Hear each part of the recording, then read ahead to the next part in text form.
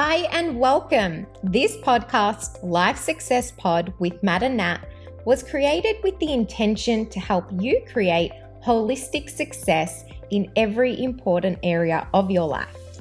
I'm your co-host Nat, and I'm truly excited to be co-hosting this podcast with my amazing husband, father of our children, and business partner, Matt.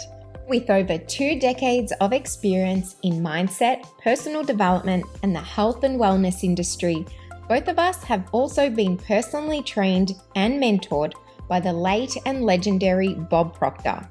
Having practiced as a naturopath in clinic for almost a decade and working ourselves to create holistic success in our own personal lives, we are both truly excited to support you on your journey to create greater happiness, richer relationships, more fulfillment in your life, vibrant health, and greater abundance and success too. Expect some laughs, some tears as two raw, authentic beings come to you on this journey of life alongside you. We'll share what's worked in creating a richer life for ourselves, what we have learned and applied, and also what hasn't worked. Count on us to give you some practical advice, tools, and tips that you can implement straight away with every single episode. So get ready, buckle up, and enjoy this journey, my friend. Oh, and if you feel like being a great giver, share this podcast with someone else that you think this may benefit.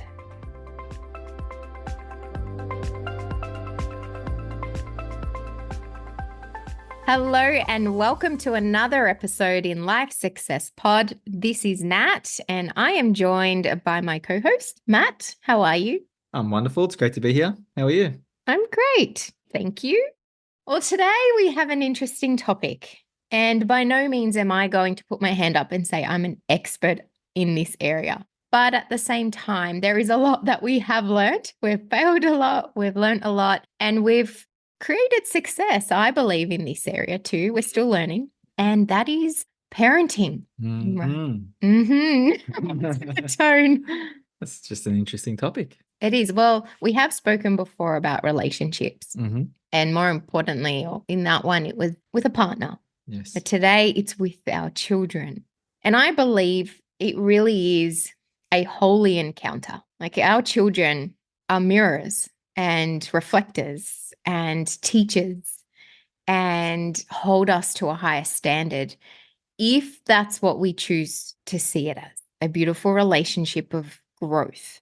There's lots of perceptions you can have, like that don't serve us. Well, they're dependent on me, they need me for everything.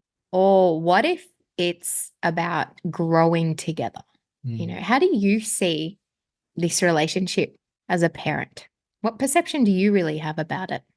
Like, do you see it as a positive thing? Do you see it as a laborious thing? Like, what's your attitude towards parenting? Yeah, I don't see it as being laborious. I think parenting is definitely a lot of work. I think parenting is a great opportunity for growth because as your child grows and changes, well, then it forces you to grow and change as well. For me, I'll speak for myself as especially with our eldest son, as he grows and changes and hits new milestones and expresses himself in new ways. And like, I have to adapt to that. I have to learn things. I have to learn things about him. I have to learn things about myself. I have to learn things about better ways to parent and different ways of looking at myself, our relationship, the dynamics in our family home. There's so much to it. And then as we have 3 children. So when it comes to our other 2 children, I'm sort of a bit more prepared because I've experienced and I've grown through our eldest son, but they're uniquely different too, our other 2 children. So there's other things that I have to learn when it comes to our other 2 children. So when it comes to parenting, for me, it's a process of growth and there's a lot of learning. This is also a little bit of hoop shooting. I think that a lot of hoop shooting. Yeah. Hoop shooting. You're pretty much just kind of failing forward on the way there. Well, yeah. In a lot of ways. I just think there's so many decisions that have to be made that for me and myself, and I know for you as well, like we don't often ask other people for their opinions of what we should do. That's a big point, actually. Yeah. I don't go to my parents to ask them. And it's not for any other reason other than I have a vision of what I want for our family and I trust my intuition. And obviously we speak about it. Yeah. But going to a higher power and trusting our own gut in a way has always led us to this newness, right? We're not repeating patterns. No, that's right. Like, and I think that's a really important thing is, okay, and I think we may have mentioned that in the last episode about having a vision of what you want to create in that relationship. Yeah. And, you know, when you have a vision of what you want to create for your family and for your children, then I think it makes it easier, that little bit easier to make decisions of what you should do. Absolutely. You know, and I think that's what we've always done. And sometimes I've found myself saying, wow, like it's either going to go really well or it's not, right? But we're not going to know until, you know, it's like a long-term thing. Absolutely. This decision. And so from experience, you know, our eldest son is 11, 11 and a half. I feel like all the decisions that we've made so far have really paid off in a great way. Well, it's interesting. You reminded me of a moment, and I'll never forget. You were flying to Canada. You're in the plane. I couldn't contact you. And this incident happened at school where I had this decision to make to choose a new school for Ollie. And Ollie's our eldest, who's 11 at the moment. And I had this decision to make. Which school do I choose? And you weren't there. You were going to be gone. And I had to start calling, going to school, speaking to principals. And I literally was asking for guidance. Okay, what is this? Hold an image of the end. I want him to be happy. I want him to be thriving in his schoolwork. I want him to have beautiful friends. So I would ask. This is the power of intention. Ask for what I want and then literally be led. And I ended up going to see a school and I just followed my intuition, the feeling, oh, this feels right. This feels good, rather than going to what ticks the boxes and doing it intellectually. That's not really how we roll. We roll through feeling. And that's how we make our decisions, whether that's a soccer club or whether that's a school or whether that's food, anything. It really is about being led with what feels good. And I think when we're drawn from within and we have that courage to trust that feeling, of course, there's a vision, yes, but that's where we get to create something beautiful, you know? And sometimes, let's just speak about this for a second, because we are sort of talking about decisions right now, but we're still on topic in a way where sometimes you make a decision to do something and it might initially seem like it may not have been the right decision. There might be some point during the journey or the process where you're not sure if it was the right decision. Yeah. But there's something in that period where it might be all uncertain, where either you or your child is learning something that they need to learn through that process to help them, you know, move closer towards that vision that you have for your family. Yeah, I agree. And I think it's also an attitude as well to look for that. An example, today was Oliver's cross country, actually. And I saw him literally going there, cheering his friends on. And some of them were coming right at the end. He did not leave their side. He was literally running alongside them on the sidelines. That school that I took him out of, well, we took him out of, but I had to make that decision on my own because of something that had happened. I now look back and go, wow, he learned that. That school was so about inclusivity. There was no judgment of age. Like bullying really did not exist at that. It was a very small school. And he really learned how to be so compassionate and loving. And that's an attitude. Now I can go and look for the bad. Yeah, there's a lot I can find if I want to. Is that going to make me feel good? No. So why go there? Right? And whether there's a lot of things, that's life anyway, not just parenting, but it is a lens. What are we looking for? And it brings me to another point, is in our children. Do we look for what they're doing well? Do we look for what's good, or are we fault finding? I still catch myself in this trap where I might go into a little bit of a moment or a day or a few hours where I'm just, okay, Nat, you've just pointed out a few things that are not good or thinking about them. What are they doing well? What are they thriving in? Where are they kind? Where are they sharing? Because our words are literally being programmed into their subconscious. So if we're saying you're lazy or you're this or you're that or you're selfish, that's going in. And you know what? Enough repetition, they just only need to believe it once. So it's so important that even though we see something, this is what I tend to do. And it's happening way more often where I will see something that's not the best behavior and I'll say, that's not you. You are kind. I know you are. I've seen you be kind and generous to your brother. That's not who you are. Don't do that. So in a way, I'm not affirming, well, that's who you are. Because it reminds me a little bit of growing up. And I heard that. I heard you're lazy. And so after a while, I'm like, oh, I guess that's who I am. I don't believe that to be true now, but it took me a while to change that belief. Yeah. So I'd rather help our kids and set them up for success in lots of ways by saying, you're healthy.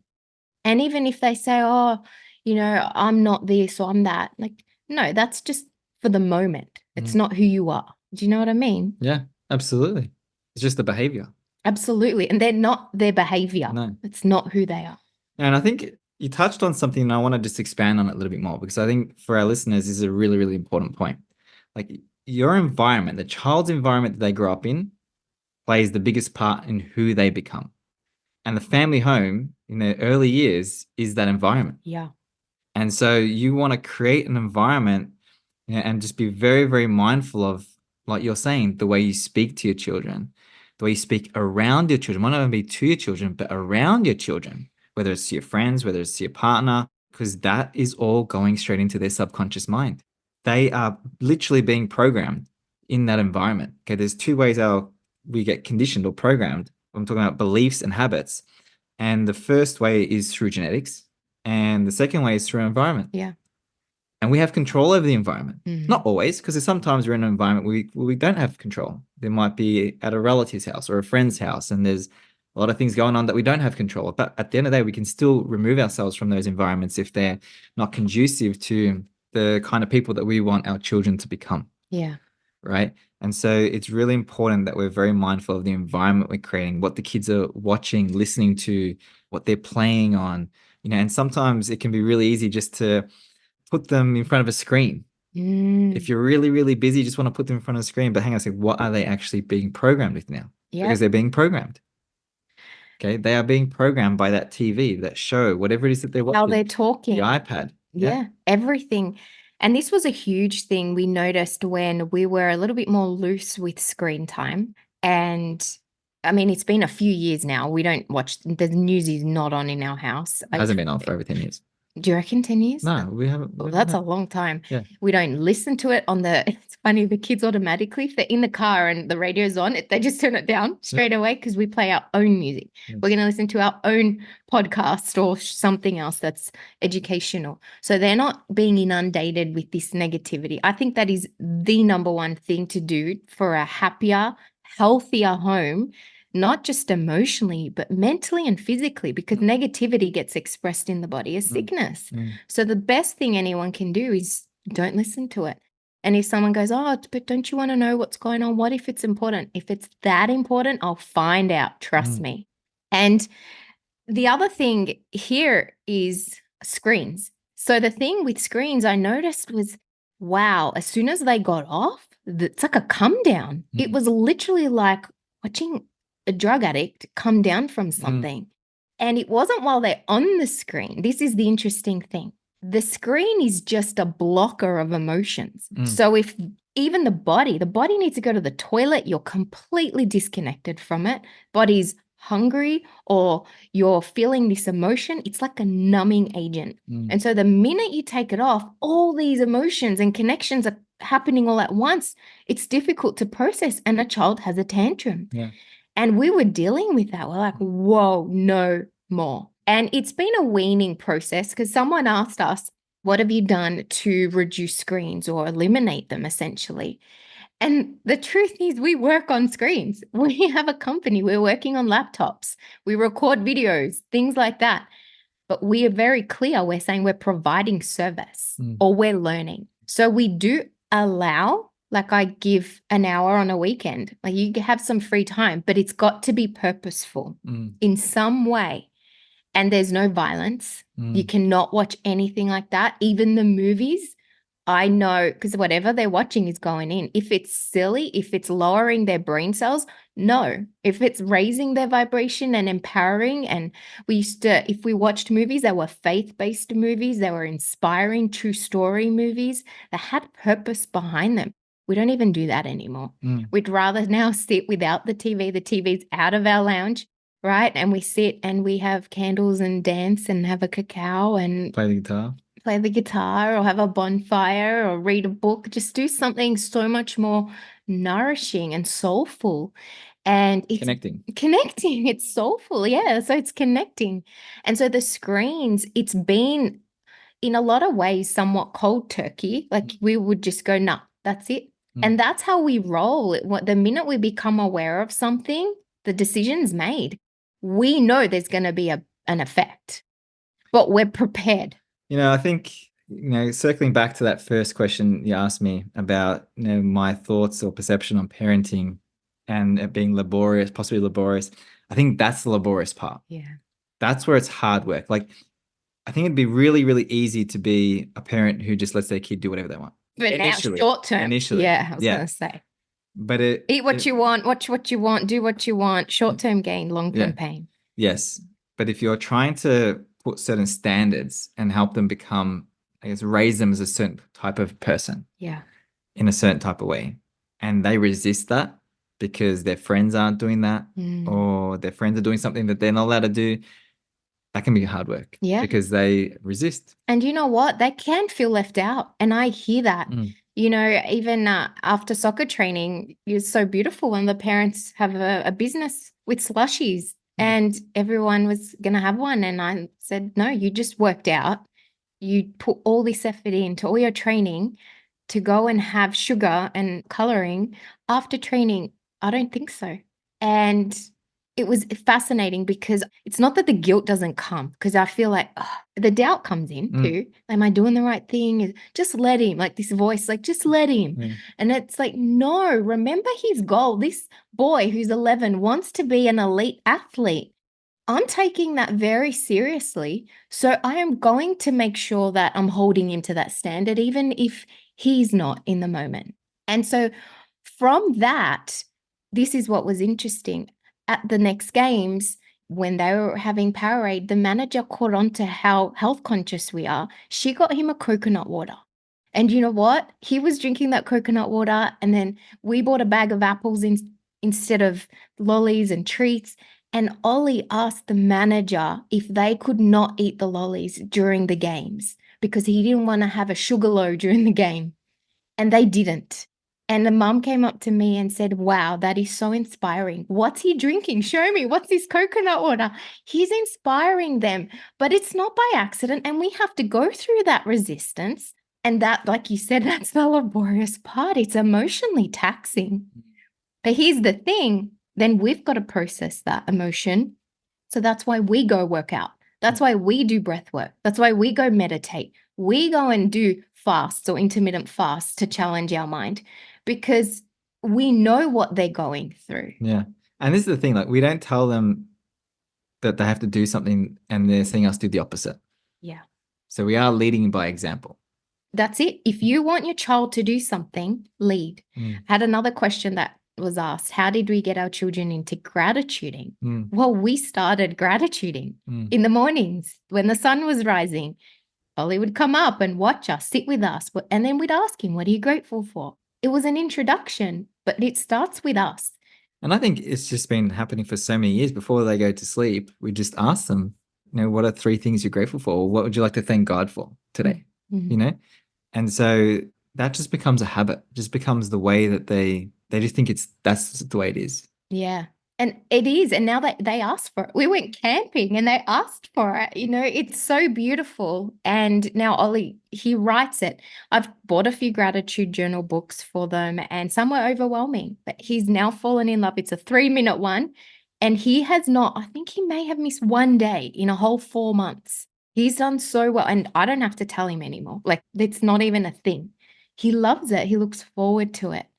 And piggybacking off this gratitude topic, someone asked, how do we handle when they're arguing, sibling arguing? That's a big one. It really depends if we're emotionally regulated ourselves as to how we respond. So how would you answer that question? That's a great question. I think it just depends on the actual situation. I think every situation is different. But if there are siblings arguing, ultimately, like I always ask my children to ask themselves, like, am I doing the right thing? Am I treating my sibling the way I'd like to be treated? How would you feel if someone was treating you that way? And so I want them to actually self-reflect. So I ask them questions.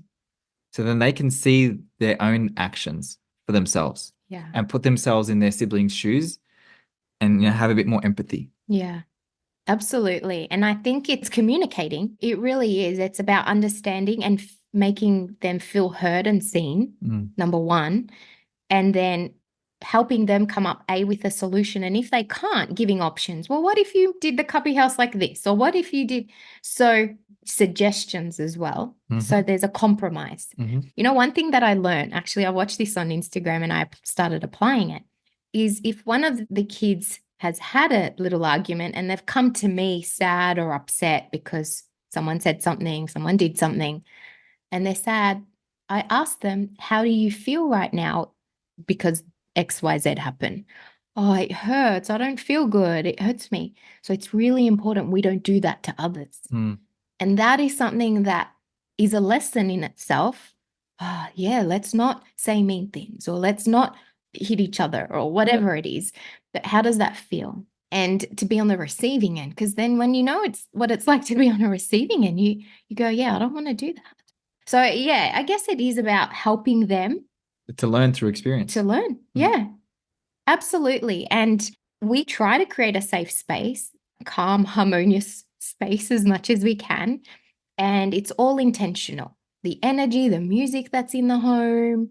We can sage the home sometimes, like they clear the energy, whatever it is, we're open for it. But ultimately, they're watching.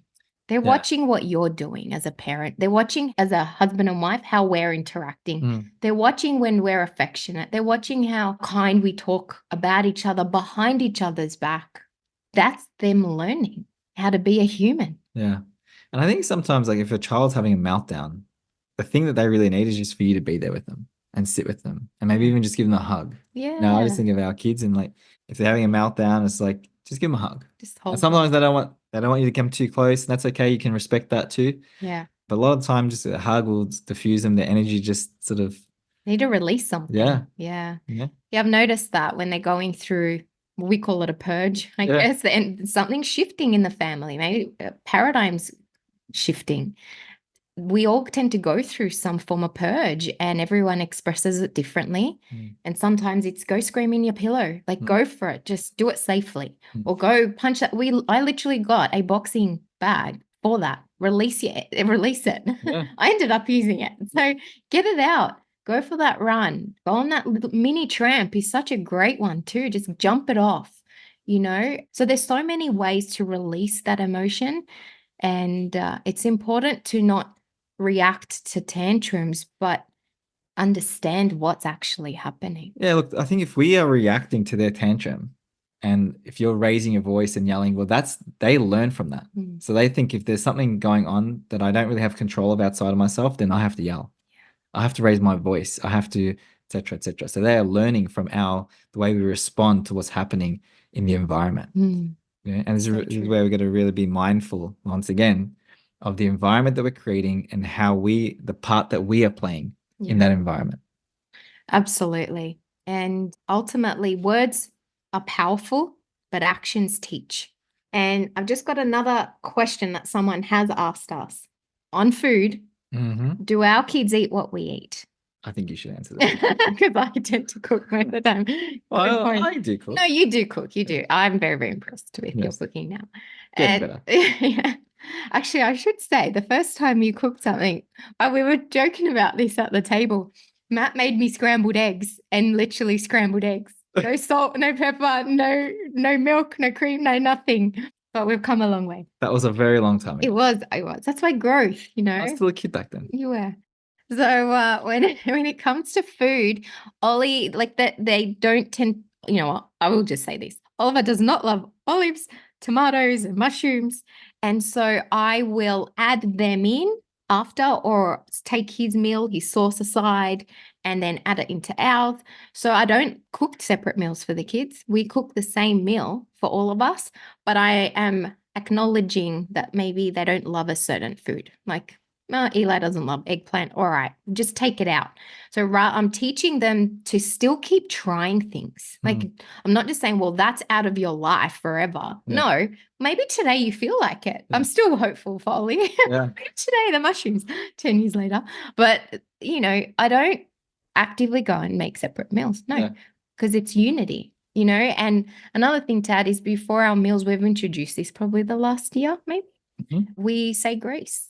And it's a form of self-discipline to not just go and eat. You have to wait for everyone. And the mind's going, no, but you're like, I'm hungry. And so you can see Chloe and Eli sometimes like battling, but sometimes they're really good. No, they wait. And it's a great test of mental strength, but also it's acknowledgement of the effort that went into this meal. And no matter what's gone on, we can have a loving thought and have harmony at the kitchen table. Yeah, it's been really good. Yeah, it has. I'm going to leave with one thing though. Yes. This is for everybody.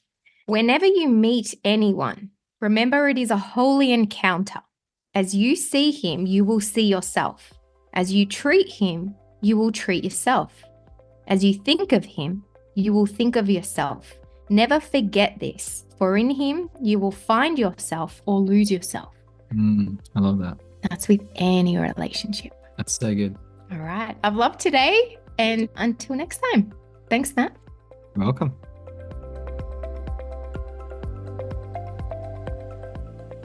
We hope today's episode inspired you on your journey towards creating greater success and richness in your life. If you would love to receive extra valuable content, be sure to subscribe at our mailing at mattandnatmindset.com. That's mattandnatmindset.com, and receive life-changing emails as well as stay up to date on our upcoming events, both in person and online. If you found this episode valuable in any way, it would really help us on our mission to help more individuals and families heal, grow, and prosper. Spread the love by sharing this with a friend over on social media or text. We welcome you to leave us a comment or review and let us know what you've learned from us so far. Head over to our social media channel at Matt and Nat Mindset. Thank you for listening and supporting our channel. Have a blessed day and remember to treat others from a place of love. This is where the magic of life is lived. Until next time, this is Nat.